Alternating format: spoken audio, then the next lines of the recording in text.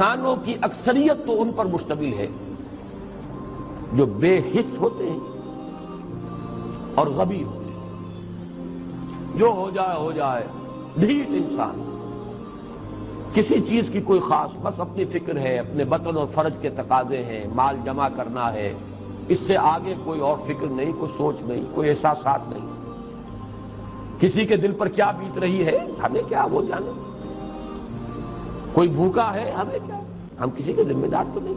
لا ابالی، جیسے آ چکا ہے پچھلی صورت میں، من بخل واستغنی استغنا. ان لوگوں کو چھوڑ دیجئے تو ایک اقلیت انسانوں کی ایسی ہوتی ہے جن کے لیے میں دو لفظ استعمال کر رہا ہوں، ذہین اور حساس. ذہین اور حساس لوگوں میں قبض اور بسط کی کیفیت، یہ مختلف سائیکلز ہیں جو آتی رہتی ہیں. کبھی طبیعت میں پشمردگی ہے، دل بجھا ہوا سا ہے، کچھ نا امیدی سی ہے، خود اپنے اوپر اعتماد کی کمی محسوس ہو رہی ہے، مجھ میں صلاحیت نہیں ہے، میں کچھ نہیں کر سکتا.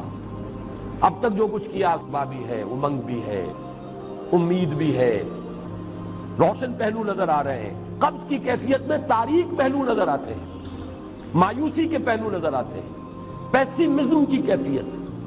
اور یہ جو بسط کی کیفیت ہے اس میں روشن پہلو. دیکھو یہ بھی تو ہے نا، آخر یہ بھی تو ہوا ہے، اور بھی ہو سکتا ہے. آخر اب تک میں نے یہ کام بھی تو کر لیا، آگے بھی مشکل آسان ہو سکتی ہے. یہ دو کیفیات ہیں قبض اور بسط کی، جن کو کہ صوفیاء کرام نے یہ اصطلاحات، یہ عنوان دیے، قبض اور بسط. جتنی انسان کے اندر حساسیت کی کیفیت زیادہ ہوگی، ذہانت زیادہ ہوگی، اتنا ہی یہ جو ویوز ہیں اس کی ایمپلیٹیوڈ زیادہ ہوتی ہے. کم ذہین انسان ہے، کم حساس ہے، آئیں گے تو صحیح ہے، لیکن یہ کہ وہ ویو جو ہے اس کا ایمپلیٹیوڈ جو ہے اس کے اندر اوپر اور نیچے کی کیفیت زیادہ نہیں ہوگی. لیکن جتنا یہ معاملہ بڑھتا ہے یہ جو ویو ہے اس کے ایمپلیٹیوڈ بڑھتا چلا جاتا ہے. لیکن نارمل انسان کا معاملہ یہ ہے کہ یہ حدود کے اندر رہے. اسی کی ایک کیفیت جو ہے اب نارمل جب ہو جاتا ہے، یہی ہے جو جدید ہماری جو سائیکولوجیکل میڈیسن ہے اس میں اسے مینیکس ڈپریسو سائیکوسس کہا جاتا ہے. مایوسی ہوئی تو اتنی ہوئی کہ جیسے کمر ٹوٹ کر رہ گئی، اور اسی ڈپریشن میں ہوتی ہیں خودکشیاں. خودکشی کر جاتا ہے ڈپریشن،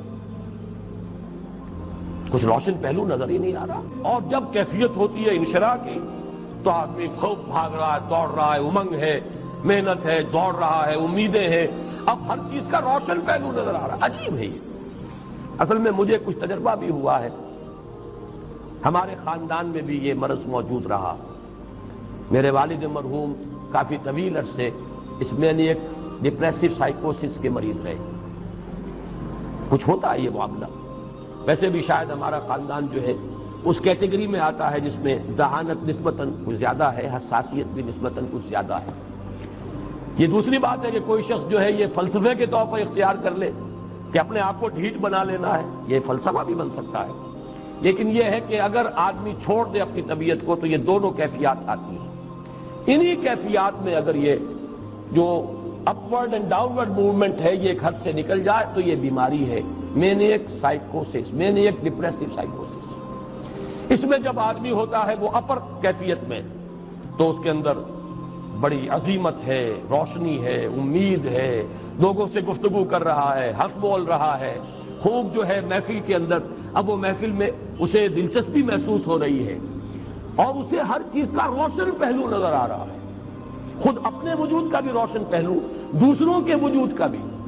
دوسروں کی بات میں سے بھی وہ اچھا پہلو تلاش کریں گے، وہ برا پہلو تلاش نہیں کریں گے. جب دوسری کیفیت ہے ڈپریشن کی، ہر ایک کی بات میں کوئی برائی نظر آئے گی، کوئی اس کی نیت کا فطور ہے، کوئی فساد ہے، کوئی یہ جو ہے بدنیتی کے ساتھ یہ بات کر رہا ہے، کوئی خیر کہیں ہے ہی نہیں، برائی ہی برائی ہے، مایوسی ہی مایوسی ہے، بدلی ہی بدلی. یہ ہے در حقیقت وہ کیفیت. اس کو غالب نے بہترین انداز میں تعبیر کیا ہے. ذہین اور حساس انسانوں میں ان کی جو ترقی ہے وہ انہی مراحل سے ہو کر گزرتی ہے. ہر قبض کے بعد جب بسط آتا ہے تو آگے ترقی ہوتی ہے، جس کو آپ کہتے ہیں بائی لیپس اینڈ باؤنڈس. آدمی جو ہے چھلانگ لگاتا ہے، گویا کہ ایک درجہ جو پہلے تھا اس سے آگے درجہ انسان کا جو ہے اس سے بلندر پوزیشن پر انسان پہنچتا ہے۔ ہر قبض کے بعد جو نیا بست آتا ہے وہ ایک نئی کیفیت، نئی شان، نئی بلندی، نئی رفعت لے کر آتا ہے۔ اس کو غالب نے تعبیر کیا ہے بہت خوبصورت انداز میں، رکتی ہے میری طبع تو ہوتی ہے رواں اور۔ یہ ہے وہ معاملہ جو ان آیات مبارکہ کے پس منظر میں ہے۔ اسی لیے اب میں آپ کو اس کا حوالہ دے رہا ہوں، تفسیر مظہری میں قاضی ثناء اللہ پانی پتی رحمت اللہ علیہ نے بہت عمدہ بات فرمائی ہے کہ حالت قبض اگر کسی شخص پر طاری ہو تو اس حال میں اکسیر کا درجہ رکھتی ہے یہ سورہ مبارکہ، اس لیے کہ یہ نازل ہوئی ہے محمد الرسول اللہ صلی اللہ علیہ وسلم پر اسی حالت قبض میں۔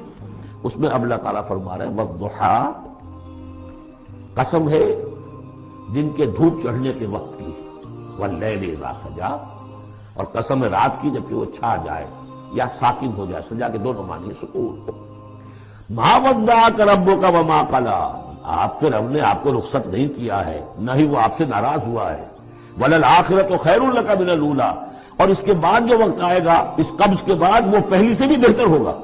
وَلَسَوْفَ يُعْطِيكَ رَبُّكَ فَتَرْضَىٰ، ان قریب آپ کا رب آپ کو اتنا کچھ دے گا، اتنا کچھ دے گا، آپ کی محنتوں کے وہ نتائج سامنے آئیں گے کہ آپ راضی ہو جائیں گے۔ الم یجدک یتیما فآویٰ، کیا اس نے اے محمد آپ کو نہ پایا کہ آپ یتیم تھے پھر پناہ دی، آپ کے لیے بندوبست کیا۔ وَوَجَدَكَ ضَالًّا فَہَدَىٰ، اور پھر جب آپ شعور کی پختگی کو پہنچے اور غور و فکر کا مرحلہ آیا، حقائق میں انسان کو سوچ بچار کا مرحلہ آیا اور آپ کو دیکھا کہ آپ تلاش حقیقت میں سرگرداں ہیں تو ہدایت دی۔ وَوَجَدَكَ عَائِلًا فَأَغْنَىٰ، اور پایا آپ کو تنگ دست تو غنی کر دیا۔